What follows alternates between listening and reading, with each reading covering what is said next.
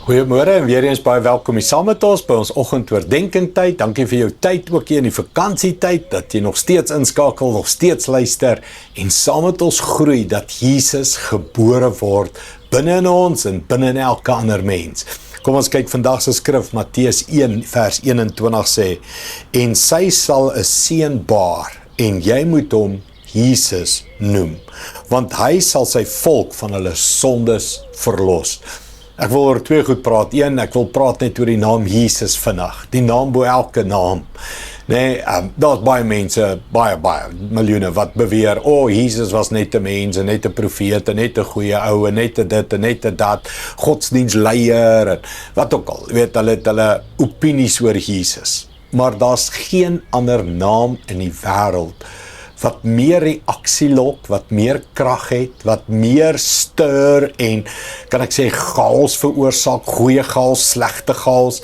Daar is geen ander naam vir wie die duiwel, vir wie boosheid so bang is nie, vir wie duisternis so vlug nie. Daar's geen ander naam waarin wonderwerke al meer plaasgevind het nie. Dink aan, geen ander naam waarin wonderwerke daagliks plaasvind nie. Mense, Jesus is die Seun van God. Jesus het gesterf aan 'n kruis, Jesus het opgestaan, opgevaar in die hemel, en Jesus kom weer. En in die naam Jesus, die persoon Jesus, kan jou lewe, my lewe en elke ander lewe verander hier op aarde. Die tweede gedeelte is, want hy sal sy volk verlos van hulle sondes. En dis waaroor ek wil praat. Hy het gekom om die wêreld te kom verander, mense. En ons moet dit verkondig. Ons moet nie skaam wees daaroor nie. Ons moet dit leef.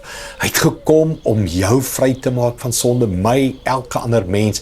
Hy het gekom om die wêreld lig te bring, lewe te bring, genade te bring, verlossing te bring. Jesus het gekom om die wêreld 'n beter plek te maak. Jesus het gekom om ons voor te berei vir die hemel. Jesus het gekom om ons voor te stel aan die Vader, liefdevolle Vader. Mens, Jesus het gekom met 'n doel. En hy wil hê jy moet saam met hom werk aan daai doel. Hy wil hê jy moet eers geraak word deur daai doel, omgekeer word, omgedop word, en dan moet jy begin saamwerk, opgewonde saamwerk aan die doel om die wêreld 'n beter plek te maak met die liefde van Jesus. Ek wil vir jou bid dat jy ja sê vir daai roeping, op 'n nuwe, vars manier. Kom ons bid dit saam. Hemelse Vader, baie dankie vir die groot liefde. Dankie Jesus dat U gekom het, dankie Jesus dat U ons geroep het, dankie Jesus, die naam bo elke naam, dat ons U ken, dat ons daai naam kan gebruik, dat ons nie hoef skaam te wees vir die naam Jesus nie.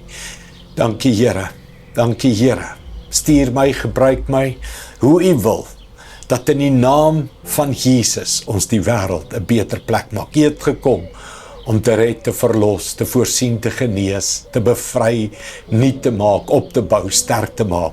Dankie Jesus. Ons wil saamwerk, so goed as wat ons kan, in Jesus naam. Amen. Dankie liewe vriende, sien jou weer môre.